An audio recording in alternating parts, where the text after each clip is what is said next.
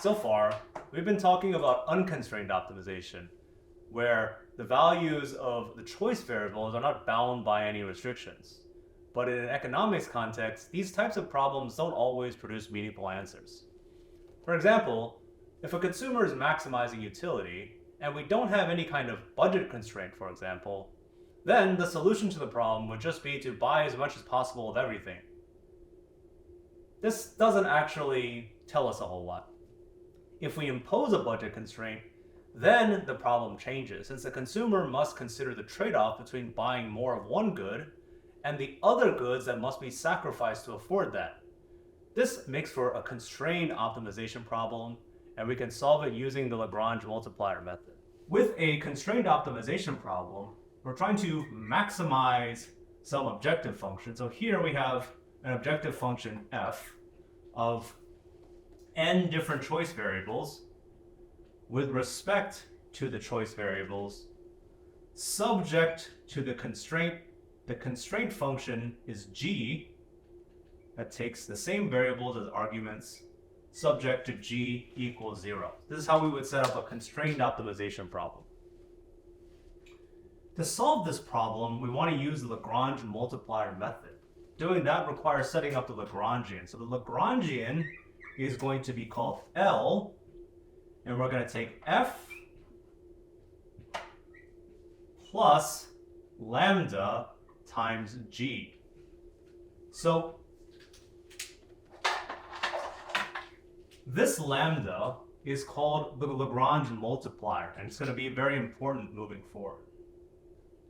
The Lagrange multiplier method effectively turns a constrained optimization problem into an unconstrained problem by introducing this additional variable lambda.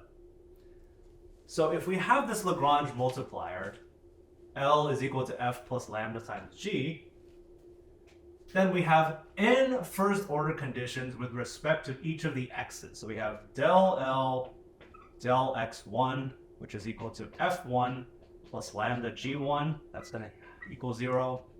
And we have this for each of the x's.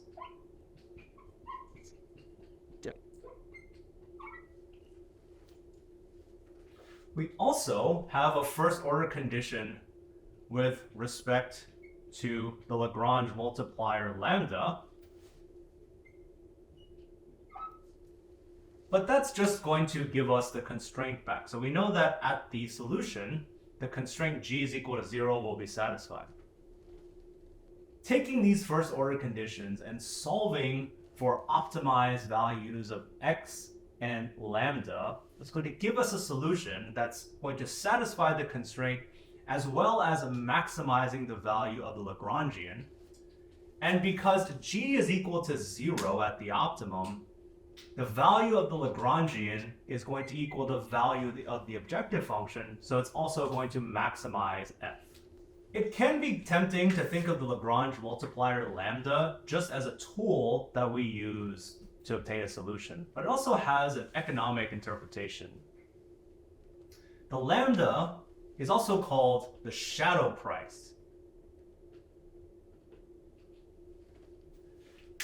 What that means is that if we were to slightly loosen the constraint, lambda represents the amount of additional value we could add to the objective function by re-optimizing. So from the first order conditions, we have that each del I del xi is fi plus lambda gi equals 0. And we rearrange that to get lambda is equal to minus fi over gi.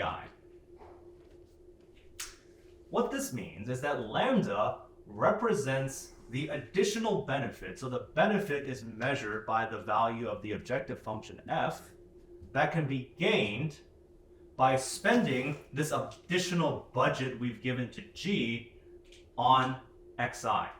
At the optimum, this ratio is going to be the same for every xi.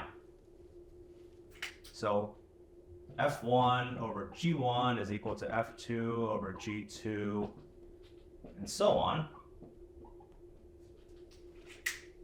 Otherwise, we could shift some of the x's around while maintaining the constraint g is equal to 0, while increasing the value of x.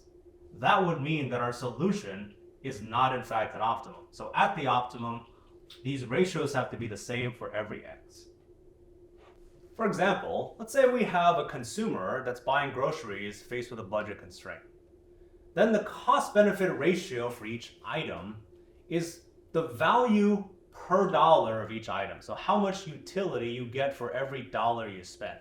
At the optimum, the value per dollar for every item that you buy has to be the same, or else the consumer is not spending their budget optimally, since they could shift some of their spending around, take money away from the low value items and toward the high value items, and they would get a greater benefit overall.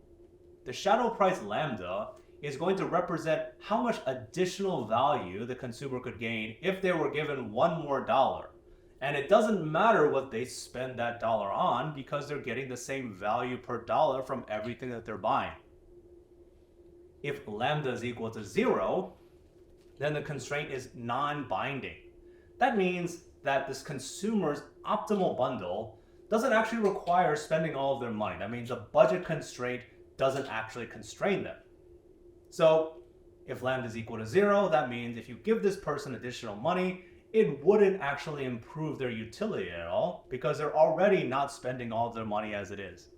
One interesting facet of constraint optimization problems is that every problem has a dual problem that recasts the same situation from the opposite perspective by swapping the objective function with the constraint function.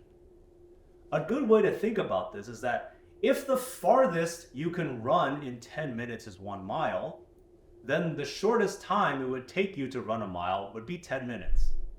So for consumers, a utility maximization problem with a budget constraint can be recast as a dual problem of minimizing your spending subject to a constraint that you achieve a certain utility level. For producers, the cost minimization problem with an output constraint can be formed as the dual of maximizing output with a cost constraint. In either of these cases, we're going to ultimately arrive at the same solution, whether we solve the original problem or the dual problem. We can also use the envelope theorem in constraint optimization problems. So let's say we're trying to maximize y, which is a function of our n choice variables as well as some parameter a, subject to the constraint that g is equal to 0.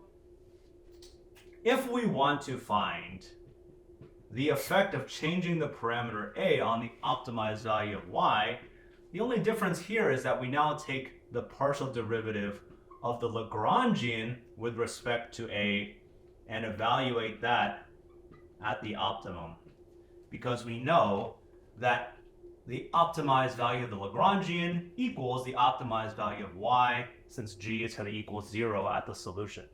This is especially true if we have a parameter a that doesn't actually show up in the objective function, but only in the constraint. So even though it doesn't show up in our objective function, it's still going to have an impact on its optimized value because it's going to affect the constraint g.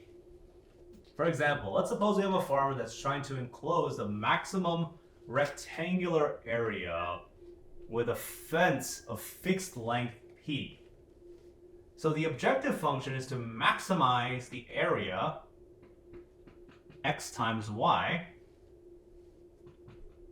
subject to the constraint that the perimeter, which is 2x plus 2y, is equal to the amount of fence that you have, which is p. If we write this thing out, we have the Lagrangian L is equal to the objective function plus lambda times the constraint function p minus 2x minus 2y is equal to 0. If we take the derivatives of the Lagrangian with respect to each of these three variables, we get del L del x, which is y minus 2 lambda is equal to 0. Del L del y says x minus 2 lambda is equal to 0.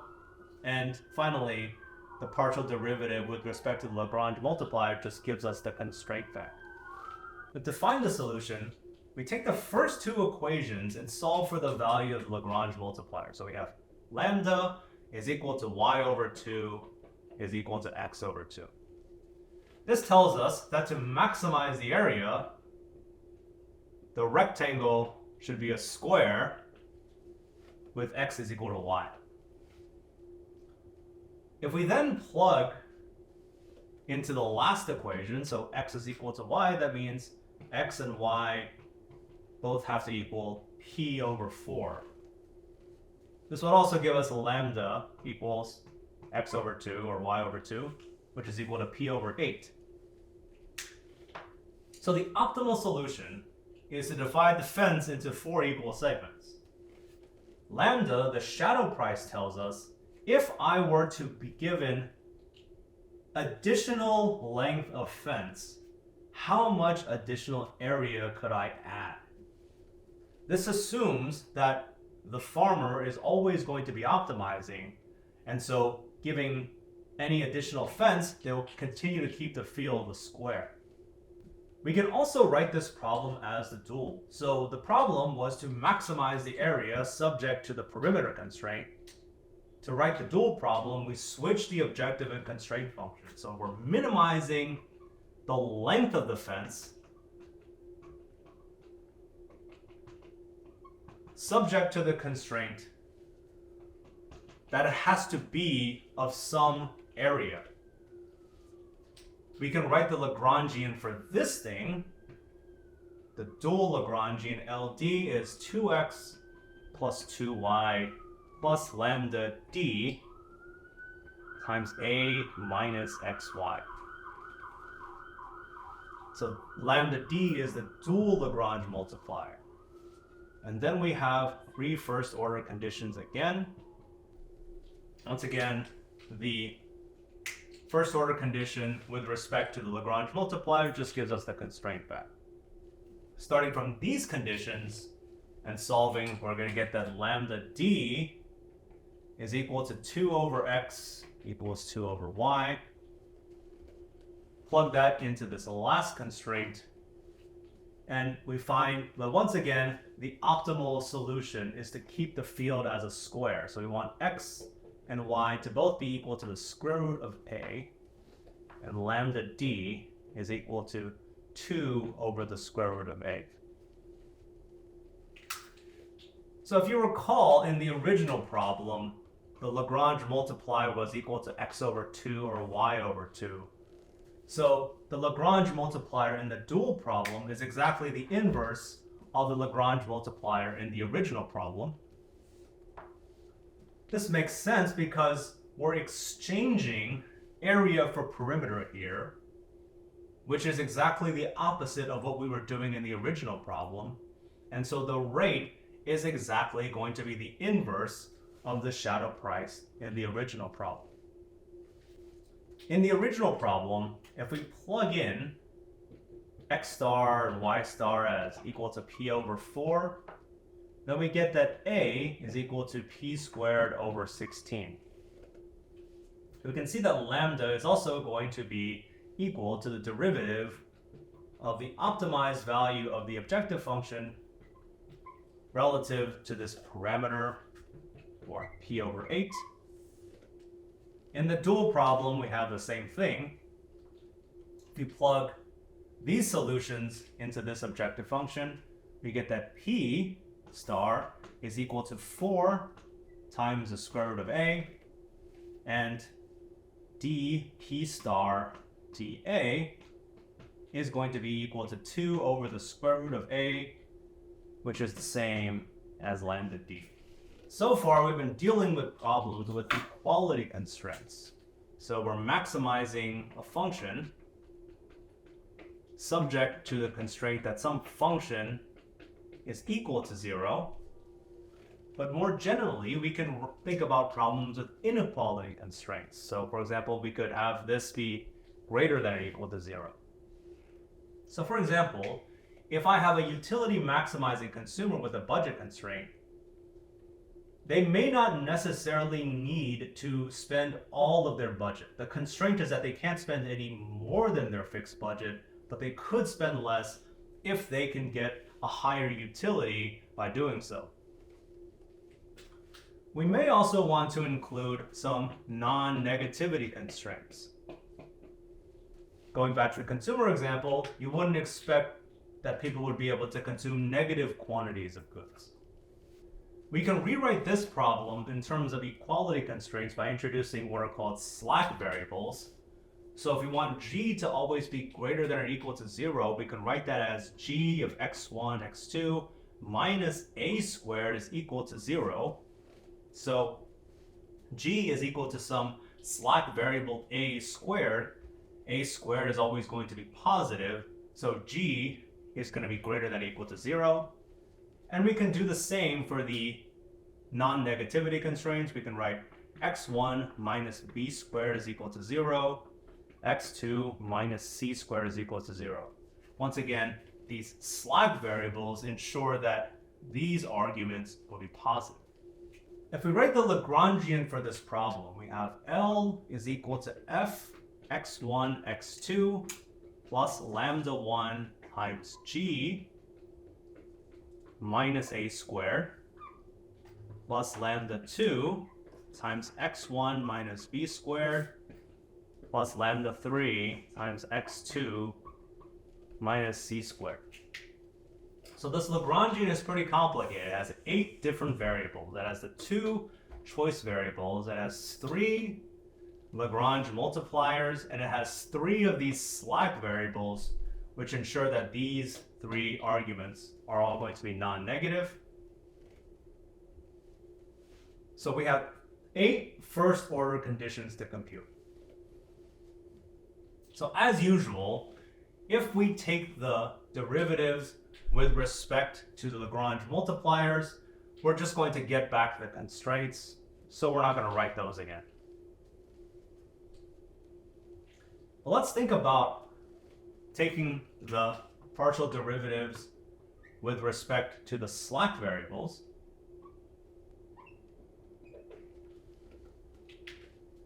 And we see that each of these is going to have the same form. It's going to be the slack variable multiplied by the Lagrange multiplier, and these all have to be 0. So these constraints say that between a and lambda 1, one of these two has to be 0. This is known as the complementary slackness condition. So if we look at this constraint, del L, del A is equal to minus 2a lambda 1 is equal to 0. So either a or lambda 1 has to be 0. So what does that mean here? Either a is equal to 0, which means that this constraint, g of x1, x2 greater than or equal to 0, is binding, so g is equal to 0, and therefore a is equal to 0, or the constraint is not binding, so that g is strictly greater than 0, in which case the Lagrange multiplier, lambda 1, has to equal 0. There's going to be a similar relationship between the Lagrange multiplier and the slack variable for each of the non-negativity constraints as well. So these are known as the Kuhn-Tucker conditions. This is going to generalize the Lagrange multiplier methods to allow for problems like this with inequality constraints, using the same basic principles that we use to solve the problem with equality constraints. Now, let's think a bit more about how second-order conditions work, particularly for multivariate functions. If I have a univariate function, y is equal to f of x, I can write the total derivative as dy is equal to f prime of x dx. And f prime of x is going to be equal to 0 at the optimum. That's the first order condition.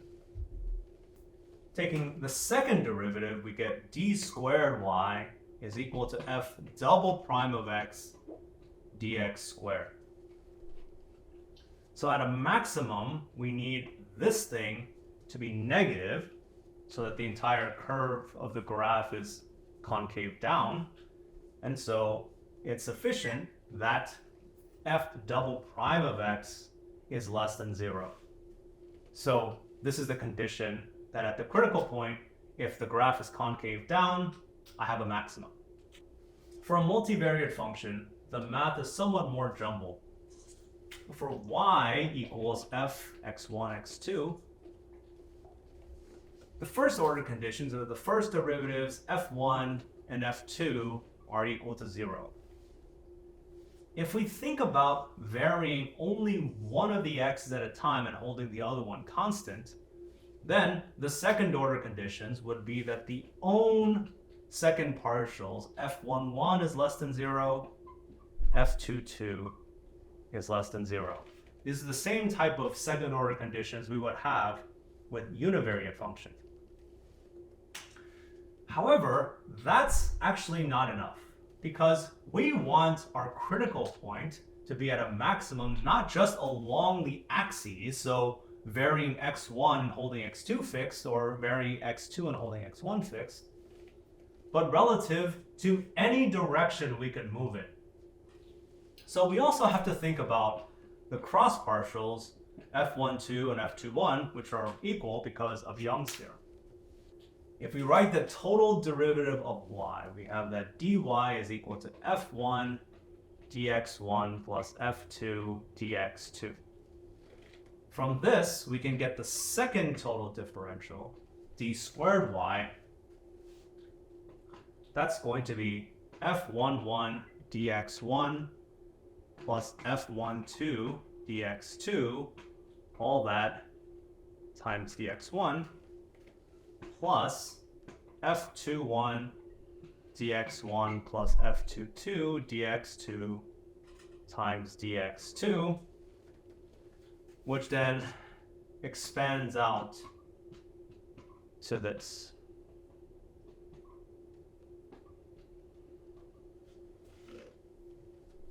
We know by Young's theorem that the order of differentiation doesn't matter. So f12 is equal to f21, and we can simplify this to f11 dx1 squared plus 2 times f12 dx1 dx2 plus f22 dx2 squared. So if we were to look at this expression, in order to be at a maximum, we need d squared y to be less than 0 in every direction. So if we're looking along the x1 axis, so dx2 equals 0 because we're holding that fixed, this implies that f11 has to be less than 0. If we're looking along the x2 axis where dx1 is 0, then we need f22 to be less than 0. However, in general, if neither dx1 nor dx2 are 0, then d squared y is going to be negative only if f11 f22 minus f12 squared is greater than 0. What does that mean? That means that whatever potential positive interaction effects in the cross partial have to be small enough so the negative effects from the own second partials are going to predominate. In this example, y equals minus x1 squared plus 2x1 minus x2 squared plus 4x2 plus 5. We're going to have that f1 is minus 2x1 plus 2. f2 is minus 2x2 plus 4. So we have x1 star equals 1, x2 star equals 2. If we check the second order conditions, f11 is equal to minus 2, so that's negative. f22 is also equal to minus 2. That's also negative. And the cross partial is equal to 0, which means that this expression is going to be equal to 4, which is positive. So the second order conditions are satisfied everywhere, so we in fact have a maximum here. What these second order conditions ensure is that the graph, so if you imagine this is the x1 direction, this is the x2 direction, the graph is going to be concave down, not just along these axes, but in every possible direction, whether we go this way or whatever. In that case, this critical point here would indeed be a maximum. For a constrained optimization problem, the second order conditions are a bit more involved, because now we're not free to move in any direction, but only directions that continue to obey the constraint. So let's say we have two choice variables. We're maximizing f, x1, x2,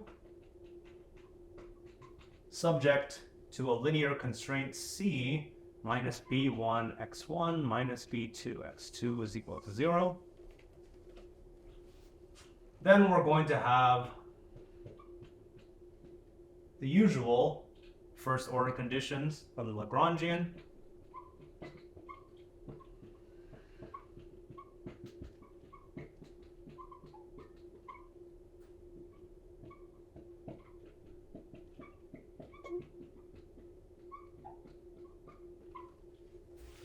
We can write the second derivative d squared y like before.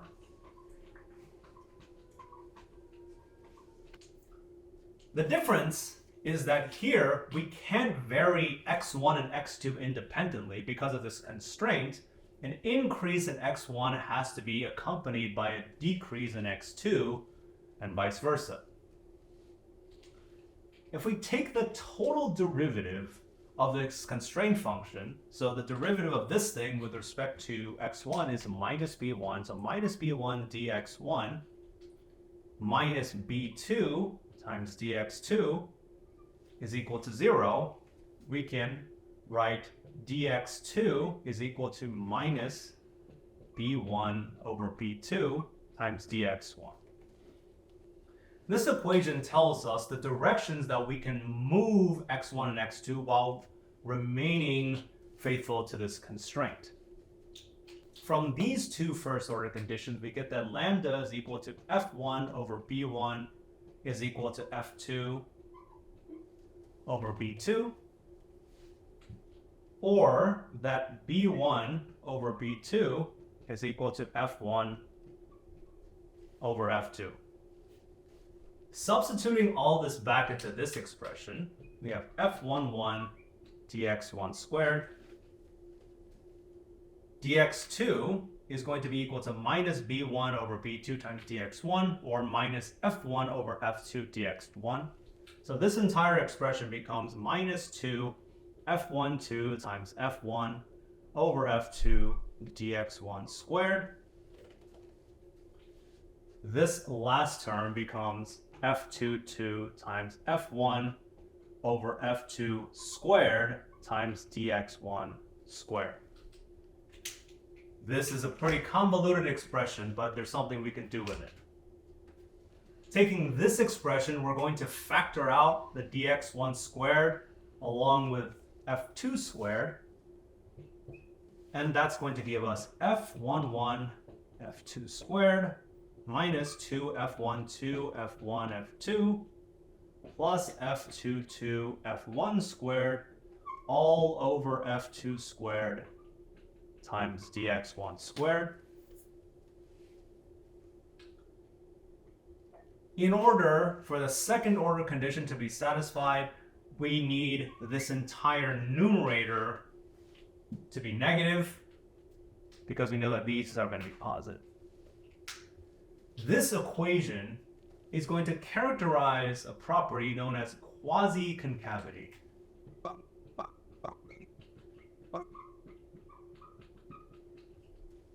Which is a weaker form of concavity.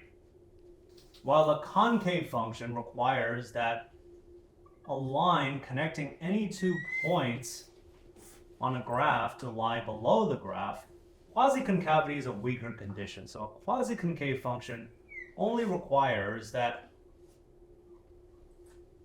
the graph lies above the lower of these 2 points. So I can have segments of the line going above the graph. But generally, both of these conditions refer to a graph that is, in some sense, curved downward.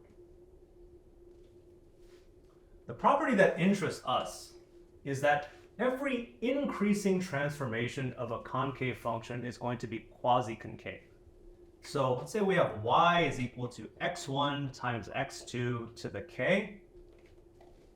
This function is only going to be concave if the exponents sum up to less than 1. So that requires that k is less than a half.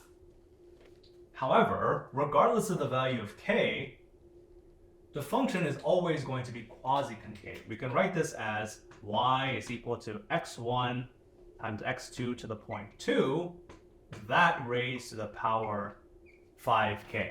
So that's an increasing transformation of a concave function. The thing inside the brackets is concave, which means that y is going to be quasi-concave.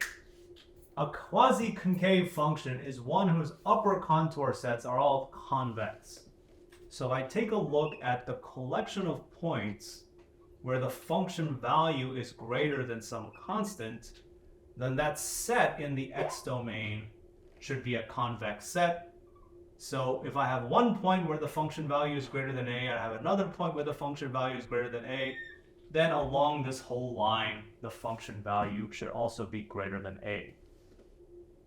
If we take a look at the graphs, each of the three graphs is a quasi-concave function, but only the k is equal to 0.2 case is actually concave. The k is equal to 0.5 case is linear along the x1 equals x2 plane, and the k equals 1 case, that function is actually convex when x1 equals x2.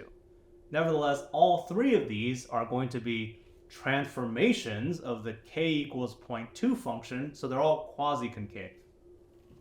Another important property of functions is homogeneity. A function is homogeneous of degree k if multiplying all of the arguments by t multiplies the function value by t to the k. So if a function is homogeneous of degree 1, then if I double all of the arguments, I double the function value. If it's homogeneous of degree 0, then doubling all the arguments leaves the value unchanged. As we can see by taking the derivative of both sides with respect to x1, so on the left-hand side we have df of tx1 through txn with respect to x1. We can use a chain rule here, so the outer derivative is going to be the derivative of this thing with respect to tx1 times the inner derivative, which is t. On the right-hand side, we're just going to have t to the k times the derivative with respect to x1. If we set these two expressions equal to each other, we're going to see that if a function is homogeneous of degree k, then its derivatives are going to be homogeneous of degree k minus 1. If we take the derivatives of both sides of this identity with respect to t, we get Euler's theorem. So on the left side, taking the derivative with respect to t, we have x1 times f1 up to xn times fn. On the right-hand side, we just have k t to the k minus 1 times f. If we just let t equals 1, this is going to simplify to kf equals x1 times f1 summed up to xn times fn. That is, the sum of the products of each argument times the partial derivative will, if f is homogeneous of degree 1, equal f, and if it is homogeneous of degree 0, equals 0. A homothetic function is a monotone transformation of a homogeneous function. A homothetic function isn't necessarily homogeneous itself, but it has many of the same useful properties. Suppose that we have a function y is equal to f of x1 and x2. That's homogeneous of degree k. So along some level curve of y, so this thing is constant, that's going to define an implicit trade-off between x1 and x2, which we can find using the implicit function theorem. Dx2 dx1 is equal to minus f1 over f2. Since f is homogeneous of degree k, both of these partial derivatives are going to be homogeneous of degree k minus 1. If f is homogeneous of degree k, then its partial derivatives are going to be homogeneous of degree k minus 1.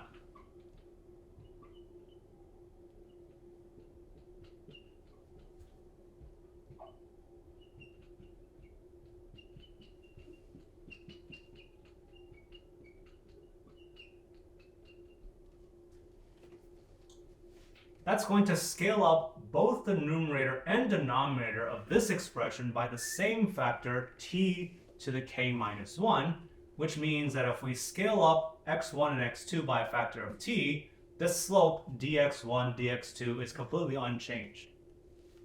Therefore, if we let t equals 1 over x2, we can see that the trade-off between x1 and x2 depends only on the ratio of the x's and not on their absolute value.